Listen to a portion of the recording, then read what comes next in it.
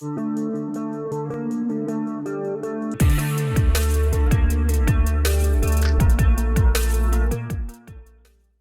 welcome everybody to episode 12 of Black and Gold Weekly. We got a big show coming up here for you. Lots to talk about in the world of the Bruins as they once again go 500 again over this past week with a 2-2 record. The inconsistency is consistent with the Boston Bruins this year. But I am joined by a special guest, as you can see. It is Mr. Andrew Johnson. He is one of my teammates at Black and Gold Productions. He is a writer for blackandgoldhockey.com, as well as co-host of the Short Shift podcast, which is part of the Black and Gold Productions network. So, Andrew, thank you so much for being here. It's great to have you on the show. Thanks for having me. How are you, buddy? I'm doing pretty well. How are you? I'm doing good. This has been a weird morning. Yeah, that's for sure, without a doubt, and we're going to get right into that. Just want to mention first, though, the link's down in the description, as always, at the beginning of every show. We've got Boston Bruins apparel, NHL apparel, and NCAA college apparel as well. All of those links are down in the description. 1, 2, 3. First one is Bruins, second one's NHL, third one is NCAA. They've got hats, shirts, sweatshirts, jerseys, accessories, anything that you might need. It would mean a lot if you could go down and check those out if you're in the market for any of those things. But Boston, we're recording this on Thursday morning. Bruins are supposed to play the Buffalo Sabres tonight. We have no idea if that game is actually going to happen as of right now, because Boston has had one player go into COVID protocol. Buffalo has had a member of their hockey staff, whatever that means, go into COVID protocol. We don't know if that's a coach, if it's management, if it's an equipment guy. I mean, that could be any number of different things there for the Sabres. But this game could potentially be postponed, could maybe still go on. But that's the big news this morning. And this was going to be an important game for the Bruins, particularly to get a win over their last place team like Buffalo and try and put some sort of winning streak together, which the Bruins desperately need right now. So again, not really sure what's going on with whether this game's going to happen or not as of right now. But just any quick thoughts on that, Andrew? Well, I'm not entirely sure if the game is going to happen. We had John Shannon of Sportsnet say that the game was postponed, and then literally 3 minutes later say, the source has changed course and we're back on. So it's like apparently there's a lot of confusion in NHL circles right now as to if the game is going to happen. But yeah, we seem to say this every week, but this is a huge series for the Bruins. If it goes on, this is a huge series for the Bruins. Buffalo is an absolute dumpster fire in every sense of the word. That's for sure. They just fired Ralph Kruger yesterday morning, and now their first post Kruger morning skate has been postponed. And they've lost 12 straight. Yeah. They've lost 12 straight, and they've been outscored. I believe the number is 50-19 in this streak. I saw that earlier. It's this team is an absolute mess, and the Bruins are coming in at a perfect time. But I tweeted this out yesterday. Usually when teams hire a new coach, there's like a 2 or 3 game surge of like, let's play for the new guy. And I'm like, I wonder. And I kind of offhandedly been like, I wonder who they play. Oh no. So it kind of seems like one of those where it's almost like a trap. Yeah. Thomas and me and the guys from Straight Up Sabres on the Short Shift pod, we talked to them yesterday, and we got some really good insight as to why they are a bit of a dumpster fire, but forgotten in all of that mess. They still have some damn good players on that roster. Taylor Hall, Sam Reinhart, Rasmus Ristolainen. They are very talented. It's just that they just shouldn't be this bad. Yeah. So you don't want to say it's a guaranteed 4 points, because nothing's guaranteed. They're NHL players. Anything can happen. But if they lose at least one, there's gonna be like a fire drill going on, I think. Oh yeah, and this is one of those series where if if they lose, like it's going to be a sign of problems. But at the same time, I would not be surprised if they lose one of those games. Like that just would be a Bruins thing to do, especially with the way that they've been this year. And we've already seen them play down to the New Jersey Devils so much and lose most of their games against the Devils this season. And now they're potentially, they're seeing Buffalo for the first time. I'm a little bit concerned heading into this that the Bruins are going to kind of embarrass themselves a little bit, but we'll see. We'll see if the game even happens now. That's obviously still very much up in the air, but it is a big series for the Bruins. They need a couple of wins. They need to get in the win column. They need to separate themselves from Philadelphia, who are playing absolutely terrible right now. And Boston has a chance to give Pittsburgh a run for that third spot. They're only 3 points back, but they're going to have to string some wins together to do it because Pittsburgh's been playing very well, and they actually play the Devils tonight. So that's a great opportunity for Pittsburgh to pick up a couple of points, and the Bruins need to, stay within striking distance of them. So this is a big game and a big series against the Sabres, assuming it goes on. That's it worries me though, because, it's Buffalo and it's the Bruins, and the way that they've played down to opponents this year has not been fun to watch as a Bruins fan. It's been maddening. It's been absolutely maddening. And I've said this on many occasions, and I'll say it here. They are capable of more, but they still need help. I think that's where the Bruins are right now. They're capable of more than they've shown, but they still need reinforcements with all of the injuries and the secondary scoring not being what it should. It's two things can be true. And a Bruins loss either tonight or Saturday, depending, would really actually – there's kind of a break in the schedule because after Saturday, I believe they don't play the Islanders until Thursday. I think that's how the schedule. Tuesday. They play Tuesday and Thursday against the Isles. Oh, they do play Tuesday? Okay. Yeah. All right. They do get a couple days off though, which is rare in this condensed schedule. They get Sunday and Monday off. Yeah. So I think that no matter what happens on this Sabres series, I think that these days off are going to provide the front office a time to really sit down and be like, okay, what do we need to do? Sweeney had that press conference last week where he put the onus strictly on the front office, and the players sort of looked like they relaxed in the Rangers, the first game of the Rangers series where they played really well, and then they relaxed too much and put up a dud last Saturday. So I think that's gonna be this is gonna be the tipping point. Wherever it goes, this series is the tipping point of the season right now. Yeah, I definitely agree with that sentiment. And we were just talking about the Rangers series this past week, and that segues perfectly into just kind of taking a look at what the Bruins have done over the past week. It's been interesting. Again, 2-2 in their last 4 games. This team loves 500 all of a sudden for some reason. They've been 1-1-1. Now they go 2-2, and they had a couple games against New York. They won the first one handily, 4-0, and played very, very well in that game. And thought that was a good performance for the Bruins to show against a team that they should be beating in the Rangers. Then they come out in the Saturday afternoon game and do the complete opposite. And look like garbage in that game and end up losing 4-0. And that was one of the most frustrating games that I've watched this season, particularly the fact that they couldn't score on Keith Kincaid of all goaltenders, who, a third goalie in the NHL, taxi squad guy, ends up shutting them out. And Boston really didn't even get any, good chances in that game. Kincaid had a cakewalk of an afternoon, didn't really have to make any big saves, and the Bruins, had nothing going offensively. So just your thoughts on those Rangers matchups and what is going on here with the Bruins offense?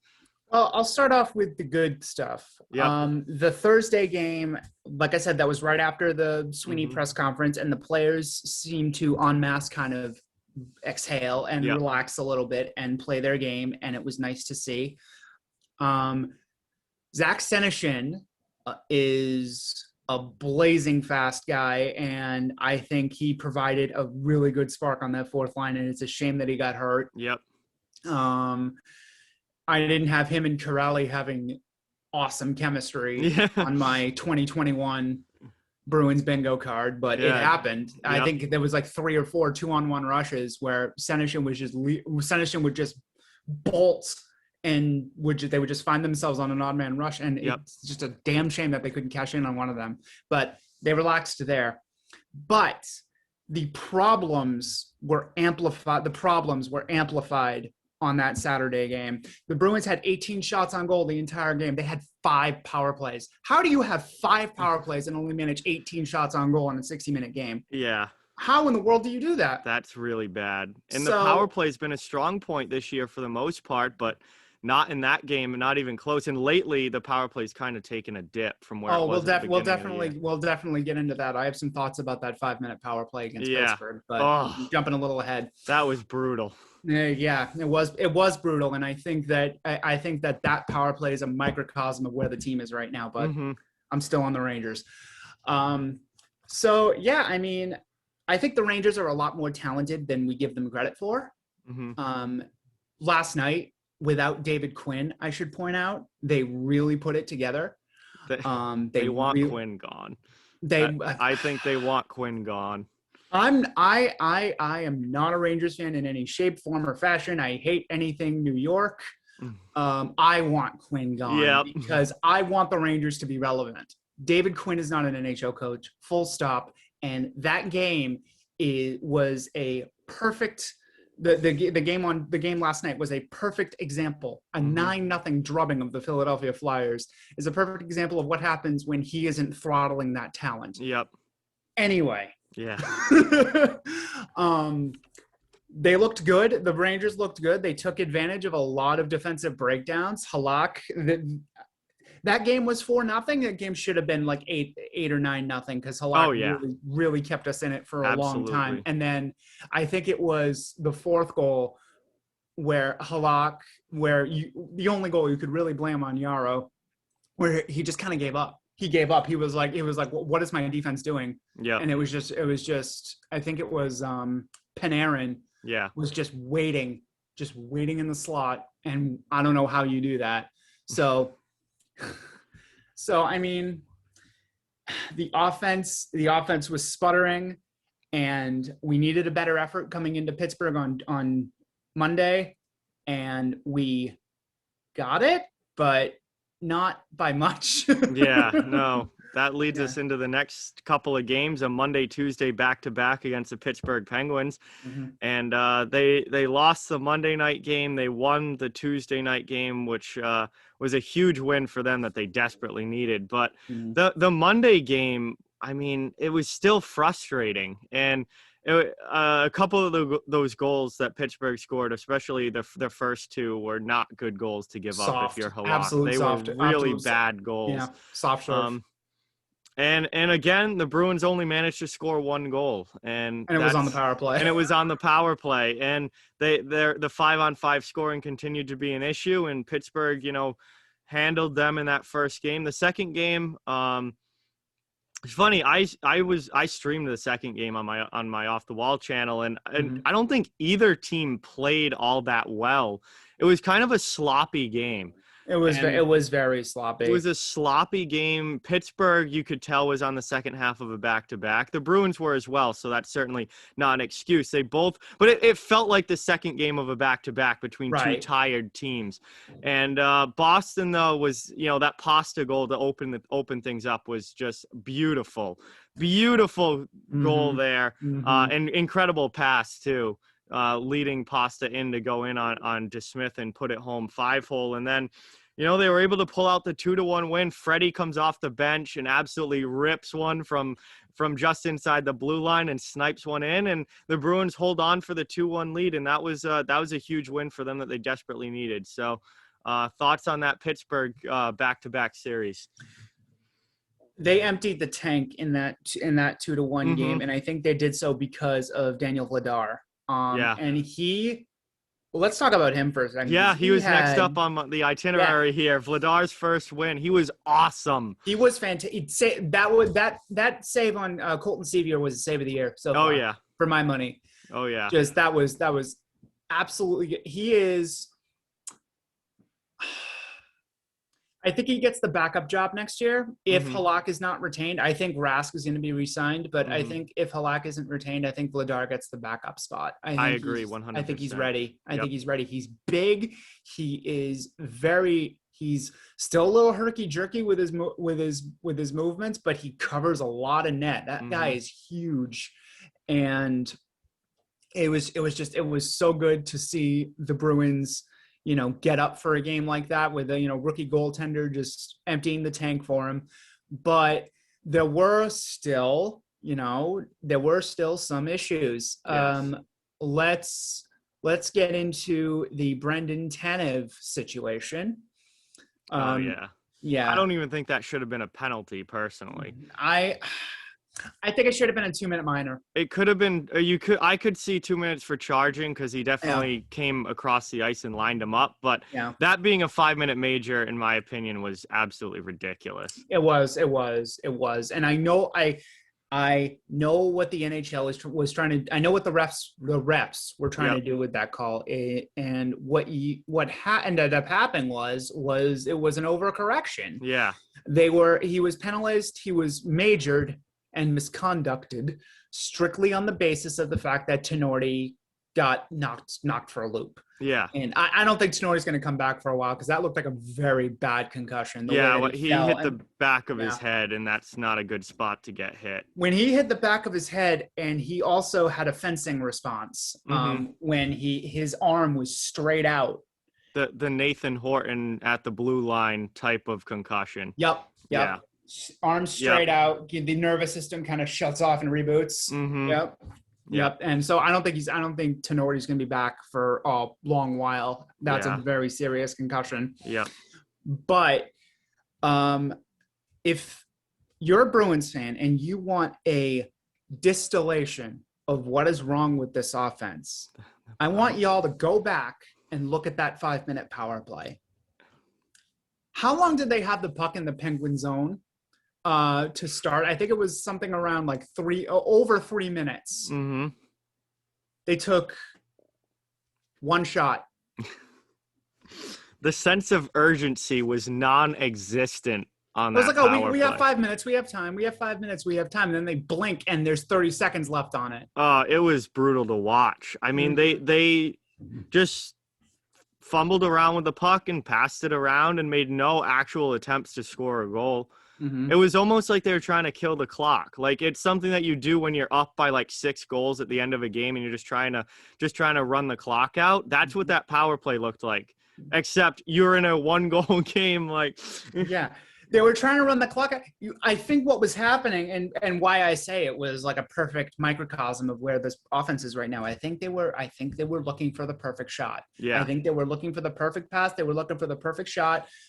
Even Richie was standing off to the side of the net. He wasn't even blocking DeSmith's view. He was standing off to the side, just like maybe waiting for a tip. Yep. You gotta scramble. You gotta do it messy. You gotta cave in and collapse and just get a dirty one. Yep. Don't make it pretty. You don't have to make it pretty because they all count the same. You don't get half an extra goal because it looked good. Yep. 100%. It's maddening to me, and I think what makes it even more maddening is that these are players that can make these plays. These are players that can make these plays. They're very talented players outside of the first line. David Krejci, Craig Smith, Charlie Coyle. Coyle actually getting a shot on goal. Good for you, buddy. Nice job.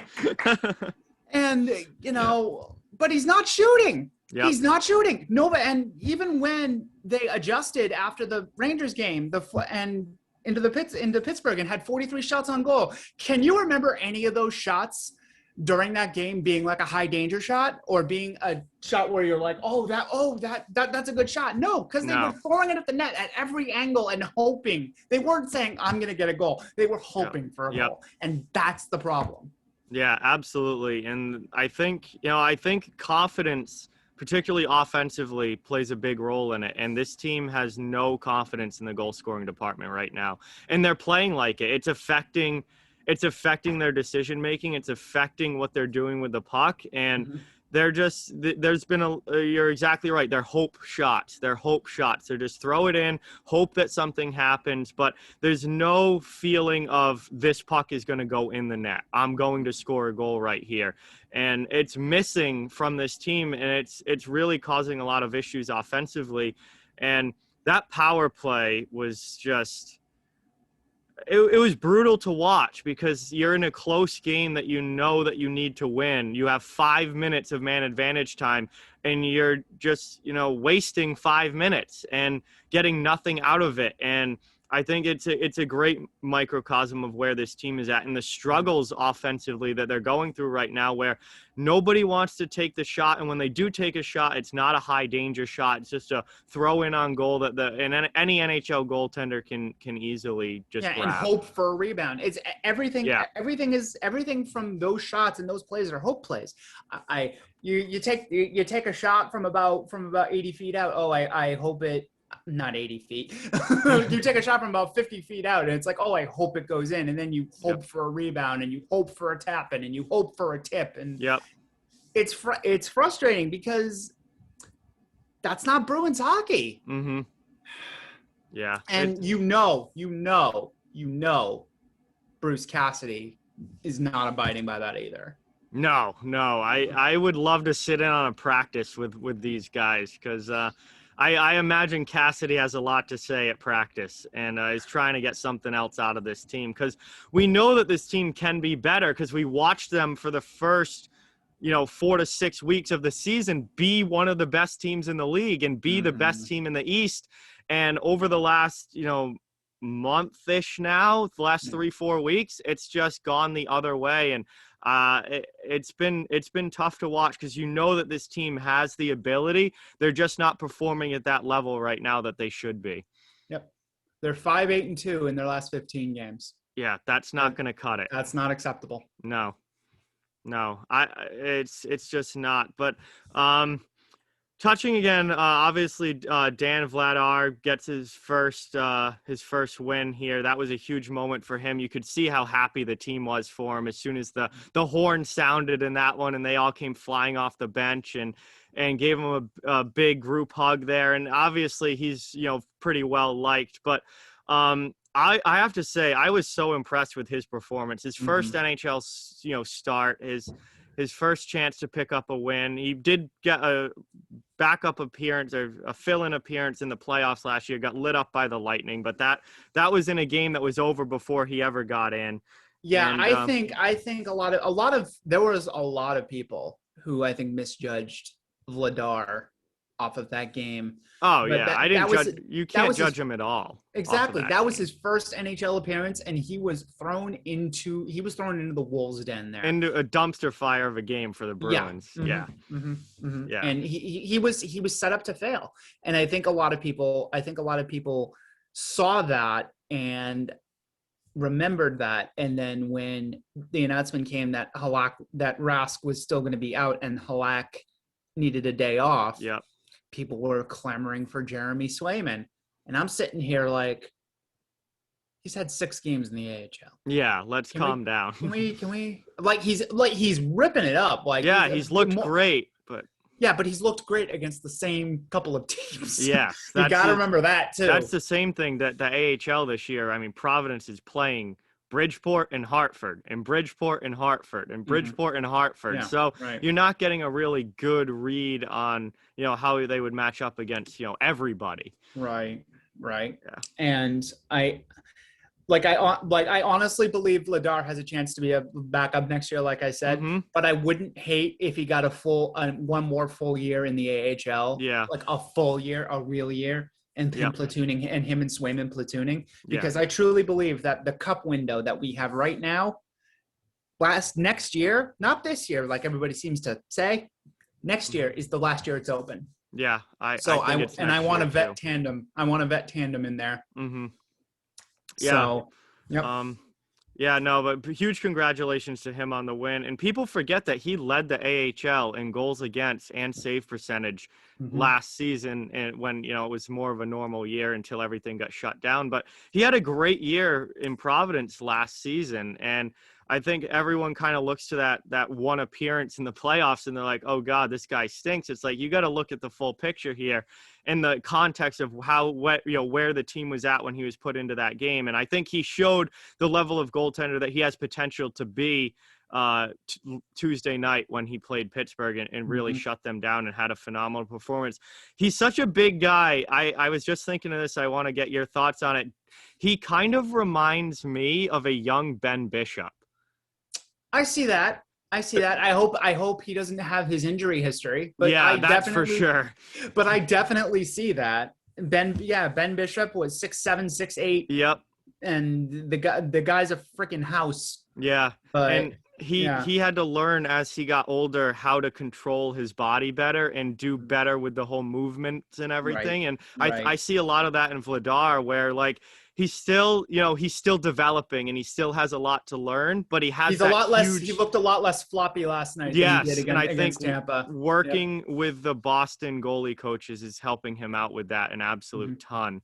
And I think as he continues to develop and get older, he's going to kind of learn how to use that size and rein it all in and get it into more of a compact. How big is he? Is he 6'5", 6'6"? Yeah, I think he's got to be 6'6". Yeah. Yeah, and so I see like a lot of Ben Bishop in him when I watch him. And I think, if he can get that, under control and use that size to his full advantage, he could have a very, very good NHL career. Definitely. Absolutely. And it just shows that development curves are never linear. It took Daniel Vladar 6 years to get into the NHL, into an NHL regular season game. It took Jacob Zaboral 6 years to become a regular NHL starter. You know, I don't think that draft is as bad as people say it is, but I'll leave that powder keg for another time. Yeah, no, that could be a whole show in itself. I think it's easy to say it's bad because hindsight's 2020 and you see the guys that they missed. But at the same time, if you pull that many NHL players out of a draft, that's a good draft, considering that most teams in a normal year only get 2 to 3 NHL guys. If 80% of your draft plays in the NHL, that's a good draft. That's a good draft. Yeah. And even if it's just one NHL game, if 80% of your team, but they've drafted 10 players, there were 2 that did not make the show. And that's Jesse Gabriel, the 4th round pick, and Jack Becker, the 7th round pick. And he's a senior in Michigan right now. Yeah. So it's it is. It's easy when you look at the names that they missed to trash 2015, but getting 8 guys out of a draft is that's well above league average for any normal team in a draft year. So exactly, but that could be a whole show in itself on that draft for sure. I have a question here. We've seen the Bruins, what they've done, how well they started the season, then, how things have gone recently, where they're kind of fumbling around 500 right now. The division has gotten very, very competitive. The Rangers are trying to even pull themselves up into playoff contention here. So we could have 6 teams now fighting for 4 spots. I think the Devils and obviously Buffalo are out of it as far as the playoffs are concerned, but the Rangers have kept themselves in it here and are starting to play better. We could have 6 teams going for 4 spots with the Capitals, Islanders, Penguins, Bruins, Rangers, and Flyers all here trying to make the playoffs. Where do you think the Bruins finish in the division this year? They're in 4th right now. They've got a little bit of a cushion because Philly's been so bad, but do you think they stay in 4th? Do you think they can move back to the top, or God forbid, I hope not, but do they drop out altogether? I don't think they drop out. I don't either. This is a question. This is an interesting question, because does it assume that they add, or does it assume that they stay pat? If they stay pat, they're a 4th place team. If they add, I think they can get up to 2nd. Okay. Makes sense. It just depends on what they add. Yep. Yeah. So I think this is a playoff team regardless, but the next couple of weeks will ask me again in a couple of weeks. Yeah. I certainly expect this team to make the playoffs, and they should be in the playoffs, even though there's certainly some tough competition in that division. Sure. Toughest division in the NHL. Oh, absolutely. I definitely see them making the playoffs. They should finish at least 4th, but again, it's gonna depend a lot too on, does Pittsburgh continue winning the way that they have? Because that team obviously has some really good talent, but there's also some holes in that lineup. In Pittsburgh, I could see potentially going through a stretch where maybe they're fumbling around 500 for a couple of weeks. Their goaltending and their defense is not great. It's not great. Mm-hmm. And the Islanders just lost Anders Lee for the rest of the season. That's huge. So that's a huge loss for the New York Islanders. So do we see them kind of pull back a little bit now that Lee's out for the year? So I think there's a lot still up for grabs in that division in the East.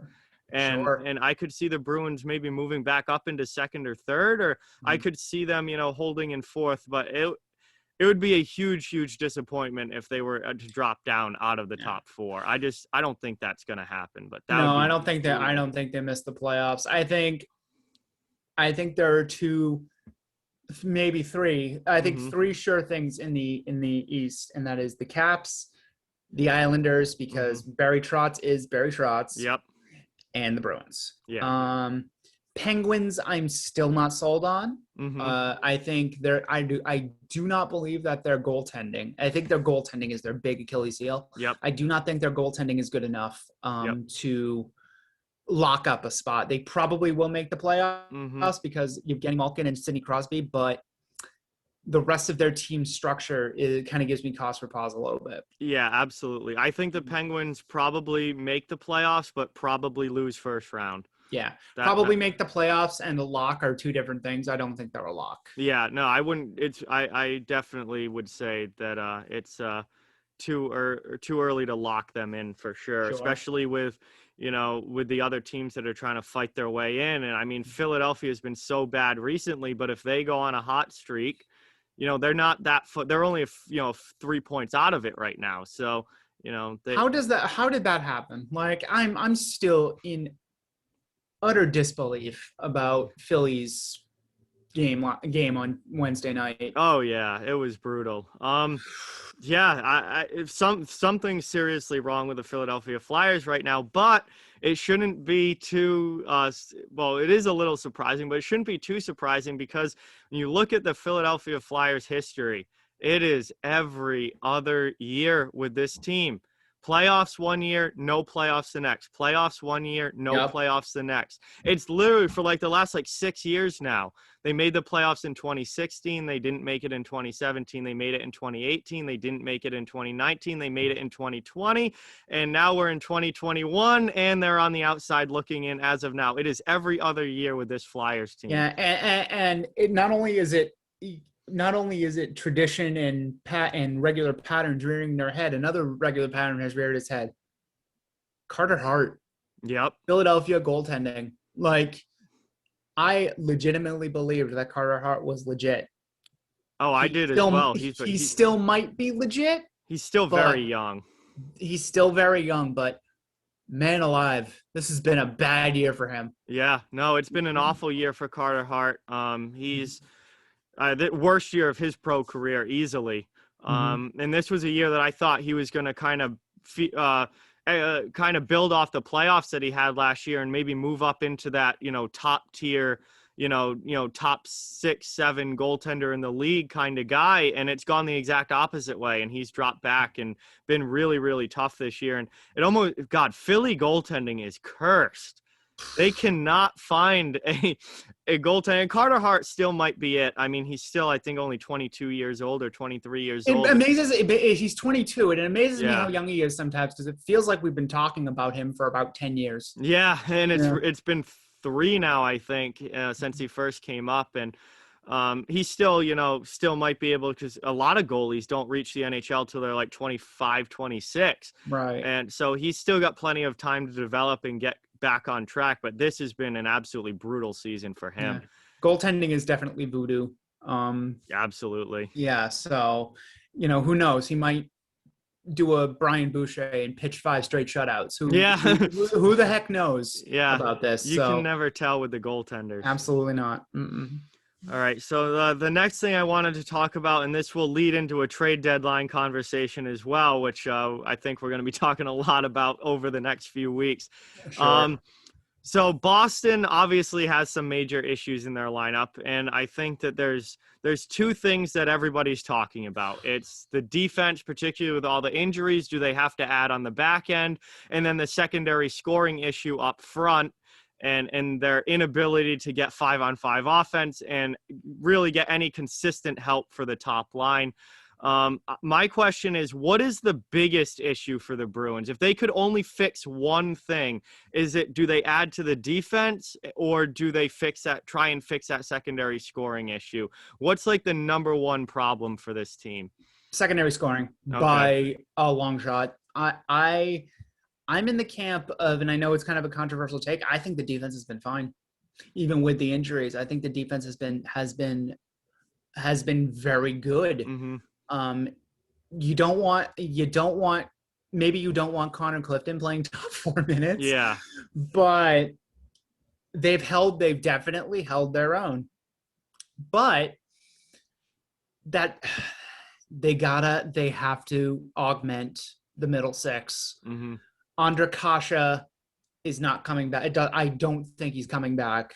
I count myself as one of the people who was very optimistic about him going. I was too, yeah. I was very optimistic about him.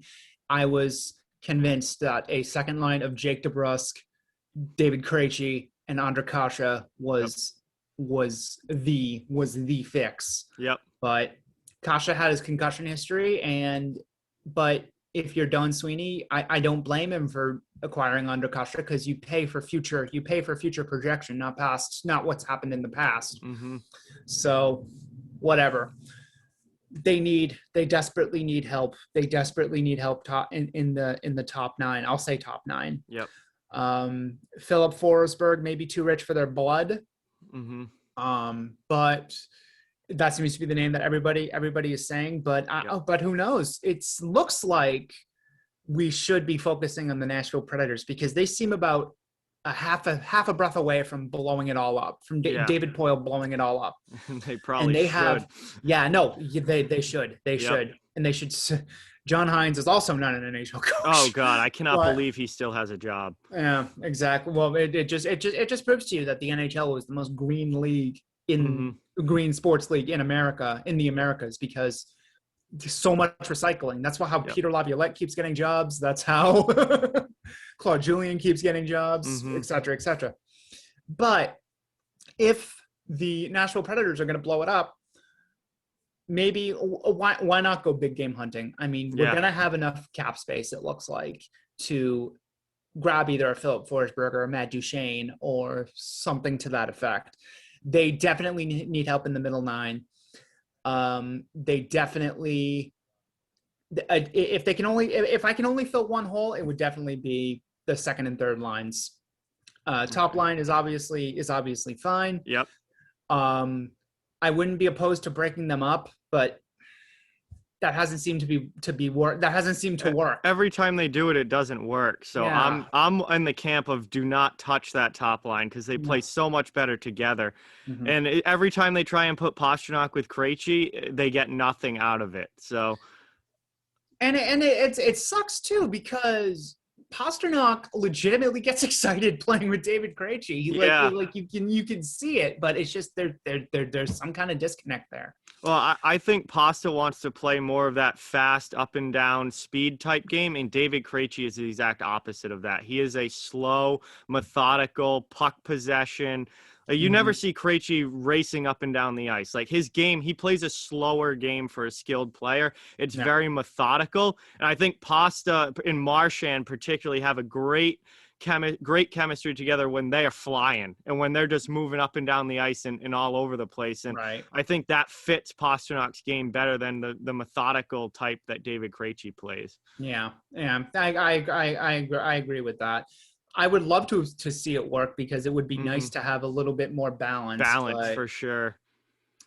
But it's got to be the secondary scoring. Yep. Craig Smith is not getting it done. No.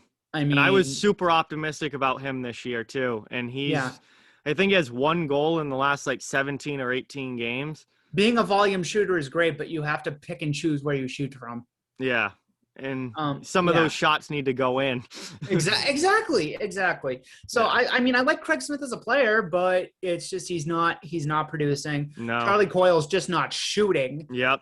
Nick Ritchie, I think in a perfect world is your third line left wing, not your second line left wing. As Absolutely. good of a start as he's had, he's really tailed off lately. Trent Frederick is not a top 6 guy yet. No. I'm not even sure if he ever will be. Who's to say? But no, you need help on the middle 6. Maybe you don't go big game hunting. Maybe you do. I don't know yet. I don't know where. I don't know what the internal cap, which seemed to be the buzzword of the offseason. Yeah. I don't know where that is. I don't know what Don Sweeney is looking at or what anybody's looking at. It's just we can't get inside their heads, but they know that time's ticking. Yep. And we talked about this on the Short Shift podcast last week, that maybe you kind of mortgage that extra few years of job security to throw a Hail Mary for one more shot. Yeah. And I think that should be the move. Because that one more shot is next year. Yep. You should start laying the groundwork this year. You're going to be flush with cash next year. I believe the Bruins have something along the lines of $24 million in cap space coming up next year. Yep. Krejci's coming off the books. Rask is coming off the books. Those are the two big ones. Yep. Yep. So start laying the groundwork now, and then have a blast. Make a couple of backroom deals with Ron Francis. Make sure that whoever they select for the expansion draft isn't anybody who you can't afford to lose. And then take Anders Bjork, please. We'll take Anders Bjork. We have a gently used John Moore. Yeah. Yep. Yeah.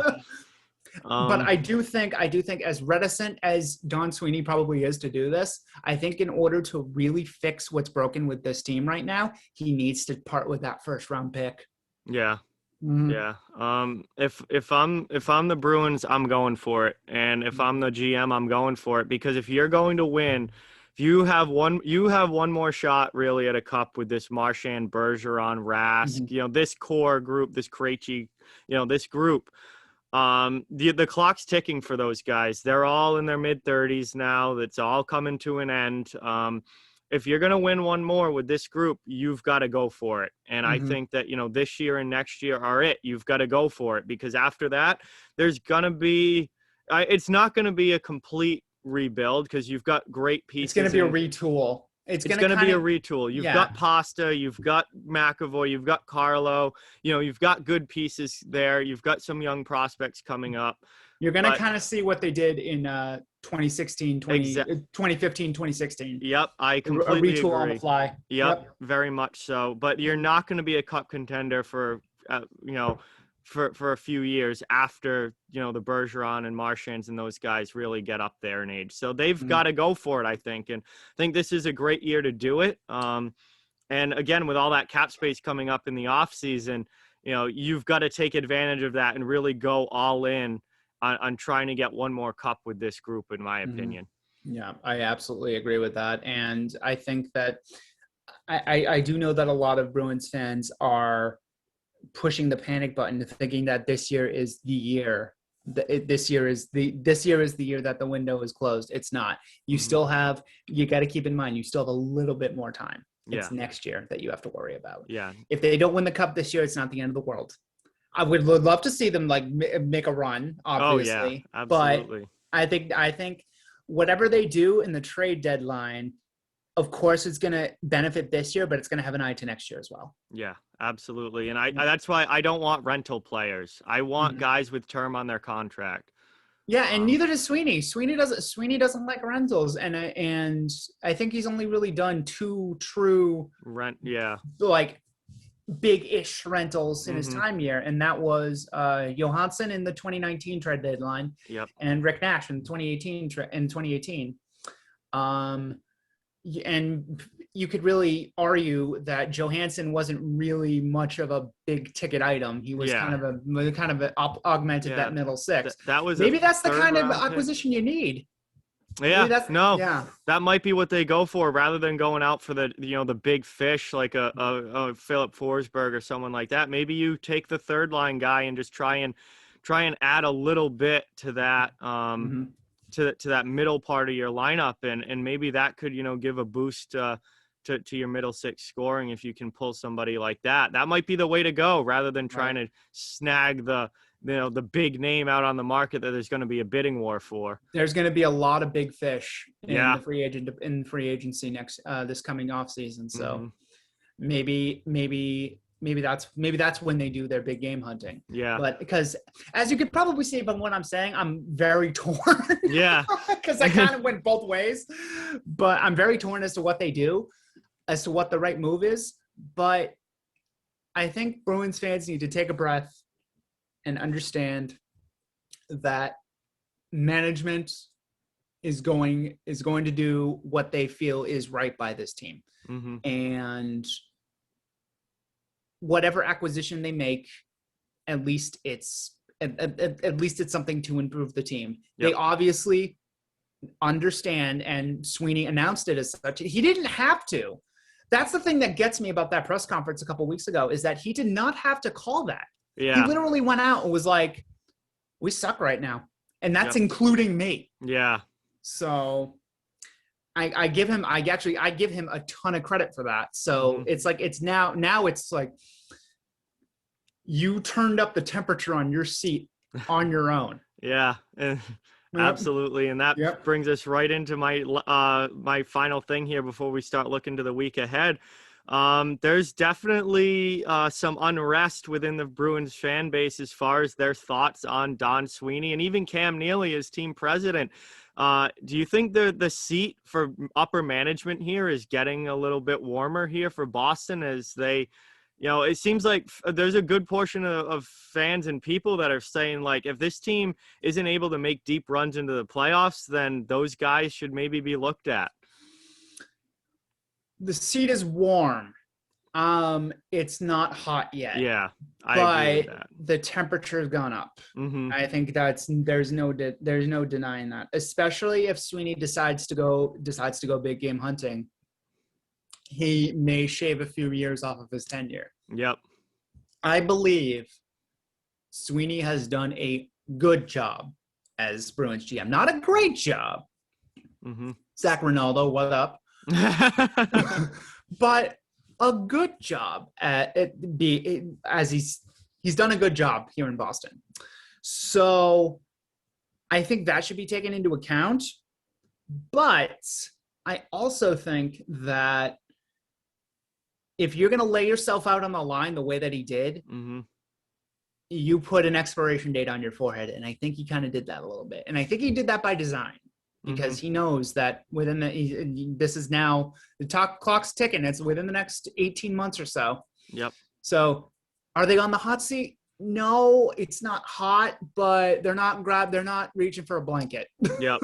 Yeah, for sure. I think, the pressure's gone up a little bit where this team needs to perform in the playoffs. And I think, the patience is running out among the fans because the fans know that the clock is ticking. And I think management knows that the clock is ticking with this group. They're all smart hockey people. They know that Bergeron is not going to be an elite center, two-way center forever. He's not going to, the offensive numbers aren't going to stay there forever. I think Bergeron will always be a great defensive center, but he's already started to decline just a little bit. And you would expect that at his age now. What is he, 35? 35. He's 35 now. That's yeah. Right. Mm-hmm. I mean, it's not going to last forever. Marchand's well into his 30s now. Mm-hmm. He's 33-ish, somewhere like that. Yeah, I something think like that. 32, yeah. 33. I think he's 32. 32. Yeah. So he's into his 30s now. It's Krejci, 34. He's not going to last forever. And he's an old 34. And he's an old 34 too. And he's had a lot of injuries in his career. So, the clock is ticking. I think that everyone knows that. And I think that there's definitely some pressure. And if the Bruins don't, really be able to show the ability to make those deep runs, then I think that seat does get warmer. And it's going to be interesting to see what happens with this management group if they're not able to pull off another cup with this team. I don't think there would ever be a full-scale teardown in terms of the on ice product, Mm-hmm. but I do believe that if the Bruins do not win the cup within the next 2 years, Yep.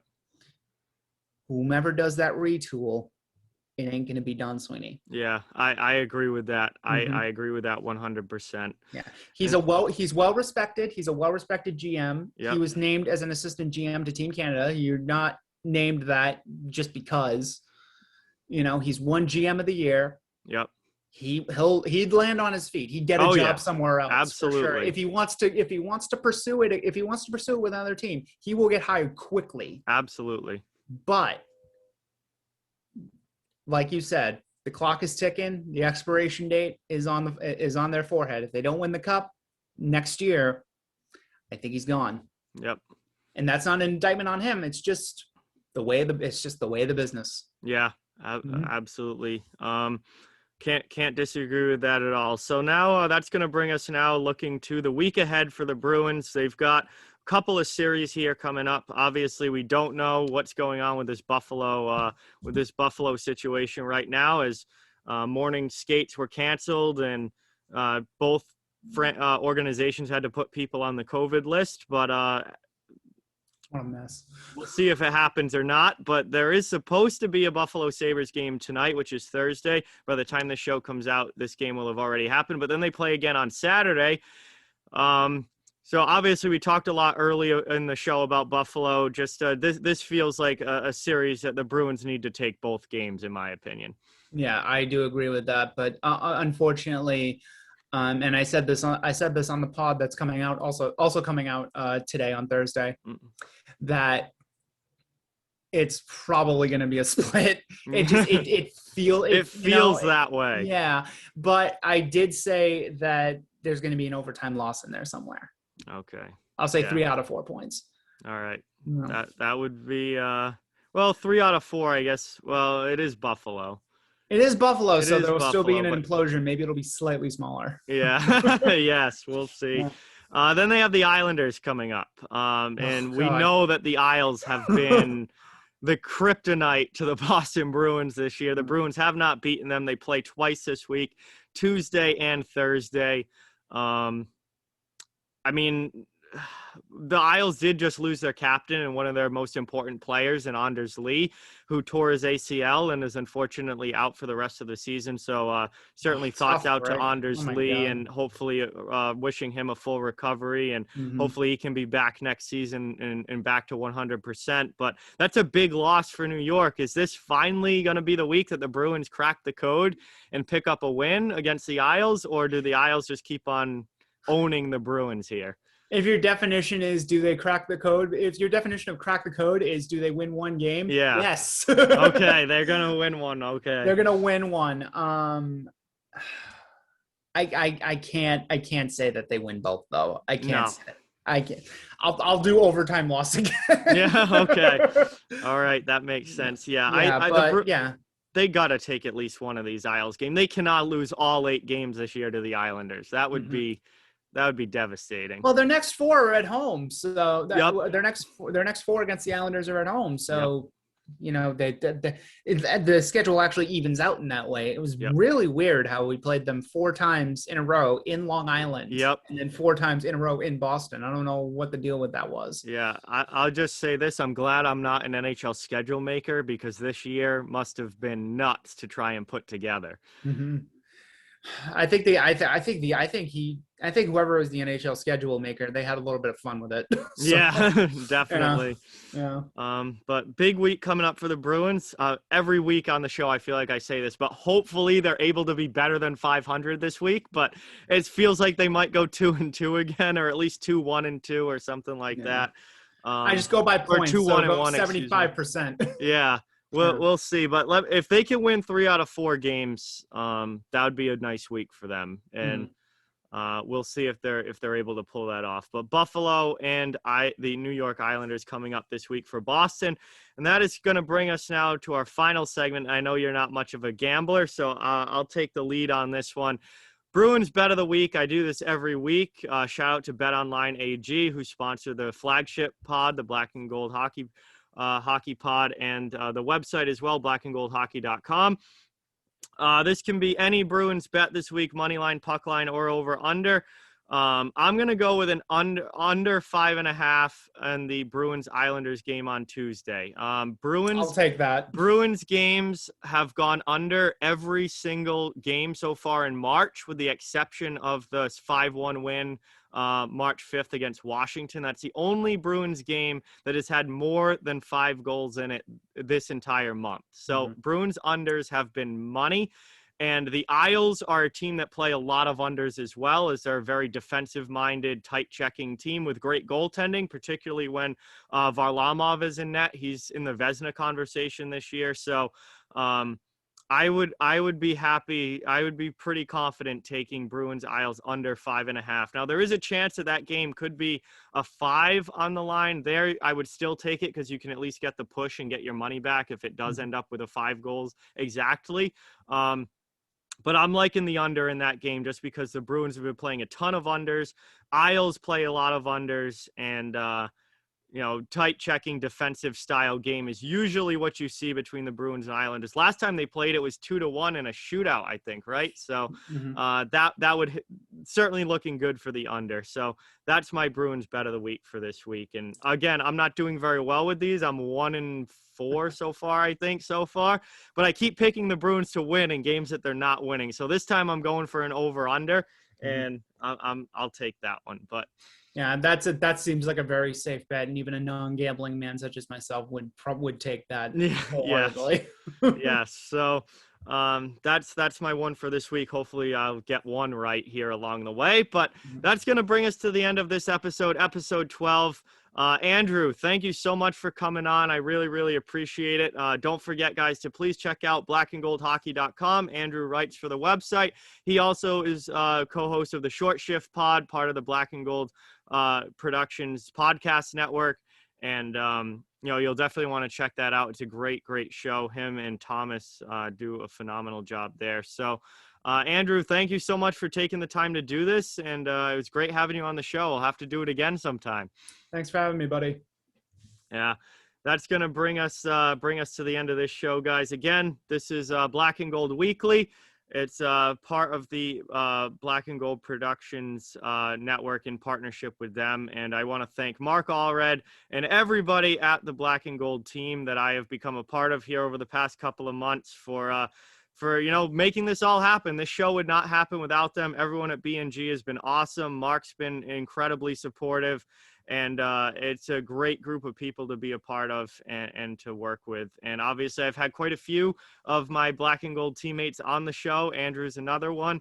And we've had Jacob on. We've had some others on as well. So it's been a really good time being here. And that website, all the writing and all the podcasts can be found at blackandgoldhockey.com. There's great Bruins articles coming out every day.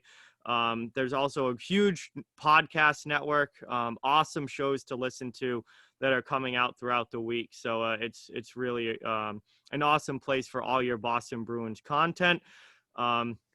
This is episode 12 coming to an end. I'll be back next week for episode 13. Lucky 13 next week. We'll see how that one goes, but we'll see if the Bruins have a better week this week and can finally get over 500. Thank you guys all so much for watching. Really appreciate it. Don't forget the links down in the description for all the Bruins, NHL, and NCAA apparel that you might need. It would mean a lot if you could check those out. Thank you guys again so much, and talk to you next week.